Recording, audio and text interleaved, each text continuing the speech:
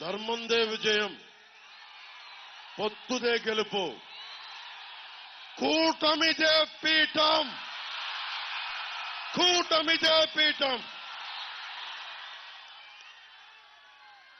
ఒకే ఒక్క కవితా పంక్తులు వినిపించి సెలవు తీసుకుంటాను. జగన్ చూసి భయపడ్డారు, వైసీపీ చంద్రశేఖర్ రెడ్డిని చూసి భయపడ్డారు, మాఫియా సామ్రాజ్యాన్ని చూసి భయపడ్డారు. మీకు గుండెలో ధైర్యాన్నిచ్చి ఒక కవిత చెప్తాను. రాహువు పట్టిన పట్టొక సెకండ్ అఖండమైన లోక బాంధవుడు అసలే లేకుండా పోతారా? మూర్ఖుడు గడియారంలో ముళ్ళు కదలని కంటే ధరాగమన మంత్రితో తల కింద అయిపోతుందా? కుటిలాత్మల కూటమికి ఒక త్రుటి కాలం చేయమొస్తే విశ్వ సృష్టి పరిణామం విచ్ఛిన్నం అవుతుందా?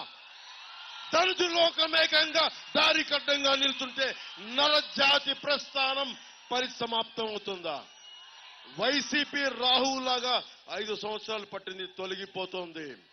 ఉదయించే కొత్త తరం వస్తుంది, ఉదయించే కూటమి వస్తుంది, కొత్త బాట వేస్తుంది, బంగారు భవిష్యత్తు వేస్తుంది అని తెలుసుకుంటూ మీ అందరికీ ఆశీస్సులు కోరుకుంటూ మా అభ్యర్థులందరికీ, కూటమి అభ్యర్థుల్ని, రాష్ట్రం మొత్తంలో ఉన్న జనసేన మద్దతుదారులు, జన సైనికులు, వీర మహిళలు, తెలుగుదేశం కార్యకర్తలు, తెలుగుదేశం మద్దతుదారులు అందరూ, బీజేపీ కార్యకర్తలు, బీజేపీ నాయకులందరూ మద్దతు తెలిపి కూటమికి అఖండ విజయం కల్పించాల్సిన కోరుకుంటూ సెలవు తీసుకున్నాను.